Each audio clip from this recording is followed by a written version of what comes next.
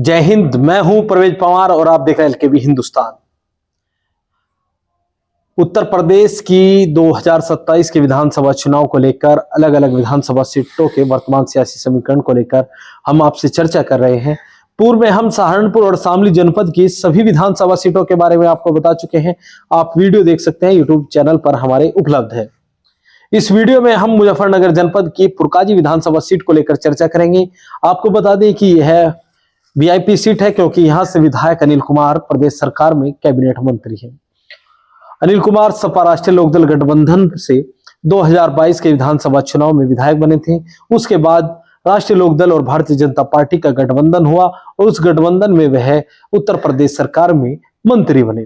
तो वर्तमान सियासी समीकरणों को समझने का प्रयास करेंगे। लोकेश सलारपुरी जी हमारे साथ मौजूद है। सबसे पहले तो लोकेश जी आपका स्वागत है। बहुत बहुत धन्यवाद परवेज भाई, और आपके दर्शकों को मेरा नमस्कार।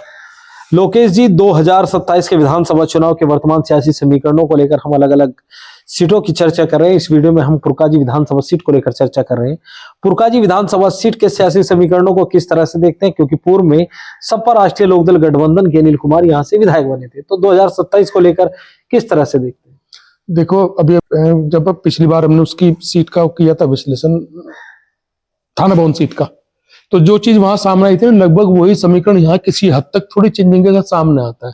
अनिल सिंह यहाँ चुनाव जीते थे, अनिल कुमार सहारनपुर जिले के रहने वाले मवी तारपुर के जी, और तब गठबंधन था सपा का और राष्ट्रीय लोकदल का।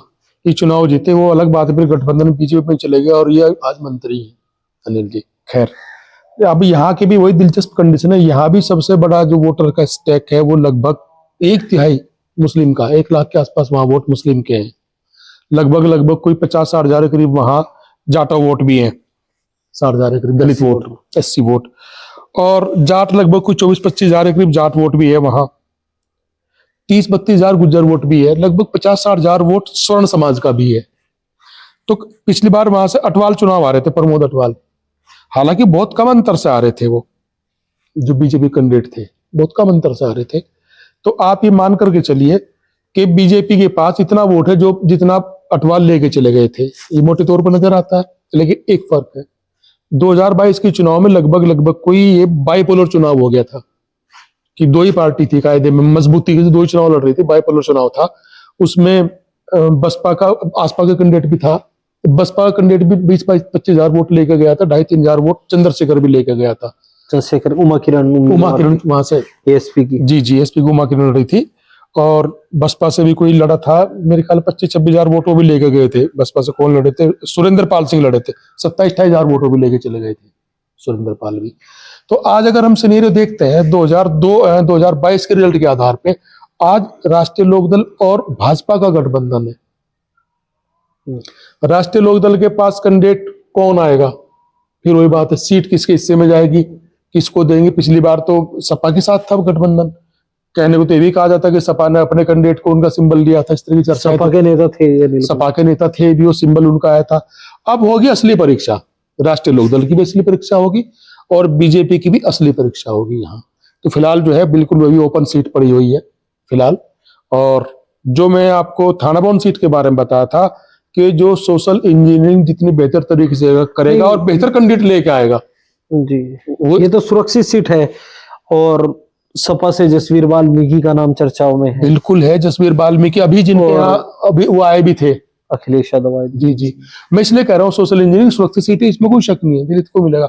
लेकिन वोटर तो अलग अलग जातियों के हैं ना, उनके बीच में नेताओं के अपने लोग भी होते हैं पार्टियों के पास, तो उनको कैसे यूज करके बेहतर रिजल्ट ले सकते हैं, उसे बोलते हैं सोशल इंजीनियरिंग कायदे में। तो जैसे मायावती ने की थी कभी जी, उसका कैंडिडेट तो एक ही चुनाव लड़ेगा, दलित ही लड़ेगा, जाहिर सी बात, रिजर्व सीट है।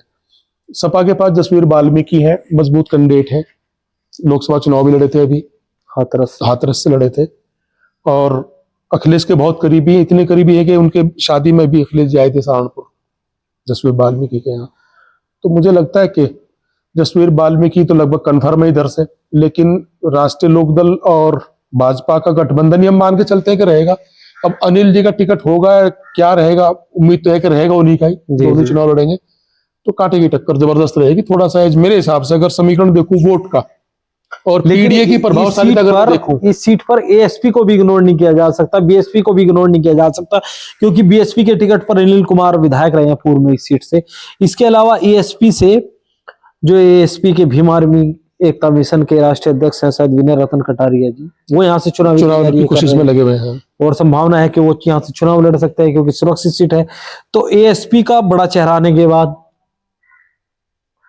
यानी जो जाटा वोटर है, वो जो पूर्व में अनिल कुमार के पक्ष में गया था या बीएसपी के पक्ष में गया था, उसमें भी कहीं ना कहीं अब सेंध लगेगी। सेंध लगी। बिल्कुल, मैं वही कह रहा था मुझे कि जो सोशल इंजीनियरिंग कौन बेहतर कर पाएगा, तो उससे रिजल्ट डिपेंड करेगा। इस बार बहरहाल उनके लिए, अनिल के लिए इतनी आसान स्थिति नहीं है इस बार। वो बीजेपी के साथ चुनाव लड़े तो और भी कम स्थिति उनकी मजबूत है इस चुनाव में। जी। तो मुझे लगता नहीं कि अनिल सिंह बहुत साउंड कंडीशन में अपने आप को महसूस कर रहे होंगे अगर उनको टिकट होता है तो। यहाँ तो बिल्कुल मामला टाइट मानते हैं। टाइट है, बहुत टाइट है। सुरक्षित सीट है और कहीं ना कहीं एएसपी और बीएसपी की जो एंट्री इसमें होनी है, मजबूत एंट्री, क्योंकि बसपा सुप्रीमो मायावती भी 2027 के विधानसभा चुनाव को लेकर पूरी तरह से एक्टिव हैं। वो लगातार उनका जो कैडर है एक बार फिर सक्रिय है। यह ना परवेश भाई देखो, दो कंडीशन बड़ी क्लियर सी साफ नजर आती है। पहला कि ये तो स्पष्ट है कि जो मोमडन वोट है वो गठबंधन, सपा कांग्रेस गठबंधन के साथ जा रहा है। अगर मैं ये मान के चलूं कि आजाद समाज पार्टी का गठबंधन नहीं भी होता है इनके साथ में, वो अलग ही आजाद से चुनाव लड़ते हैं, अपना चुनाव खुद लड़ते हैं, तो दलित वोट के सामने स्थिति बड़ी अजीबोगरीब कंडीशन हो जाएगी। अब तक ये माना जाता था कि या तो सब बसपा के पास वोट जा रहा था या फिर वो भाजपा की तरफ जा रहा था। आपने देखा पिछली बार 2-2.5 वोट इनको कुल मिले थे उमाकिरण, जबकि उमाकिरण वहां वेल नोन नाम है उस सीट पे, उसके बाद कम ही वोट मिला था उनको। तो इस बार दलित वोट कहाँ जा रहा है? एक तो चंद्रशेखर आजाद पहले से बहुत मजबूत है, कुछ तो उधर जाएगा, और बसपा का जो कैंडिडेट आएगा वो भी लेके ही जाएगा कुछ वोट, ऐसा तो नहीं है। तो दलित वोट जो एक मुश्त था वो कंडीशन तो इस बार नहीं बची, तो इसका नुकसान किसे होने वाला? भाजपा को होने वाला है। क्योंकि जो हम पिछली सीटों पर चर्चा करते हुए आए, अगर आपको याद हो कि अभी तक दलित जो था वो सपा के खिलाफ भाजपा की तरफ चला जाता था, इस बार उल्टा हो रहा है। ये लोकसभा चुनाव से हम देख रहे हैं लगातार, ये ट्रेंड है कि इस बार भाजपा का देखो सपा की तरफ चला जाता है बैलेंसिंग फैक्टर बनते हुए। तो यहाँ देखना इस सीट पे वो कहाँ जाएगा। पहले तो बंटवारा दिख ही रहा साफ साफ, उसका अगर एक हिस्सा 1/3 वोट भी अगर सपा की तरफ चला गया तो भाजपा को तो बहुत मुसीबत आने वाली है। तो कुल मिलाकर भाजपा के सामने बहुत ही टफ कंडीशन इस बार इस सीट पर है। पुरकाजी कड़ा मुकाबला कड़ा से भी, हाँ काफी कड़ा मुकाबला है उनके लिए, उनके लिहाज से देखकर उनके लिए बहुत कड़ी स्थिति है, टाइट कंडीशन है। तो पुरकाजी विधानसभा सीट को लेकर हमने लोकेश सलारपुरी जी से चर्चा की। अगली वीडियो में हम मुजफ्फरनगर जनपद की चरथावल विधानसभा सीट को लेकर आपसे बताएंगे। तब तक के लिए बने रहिए एलकेबी हिंदुस्तान के साथ। जय हिंद।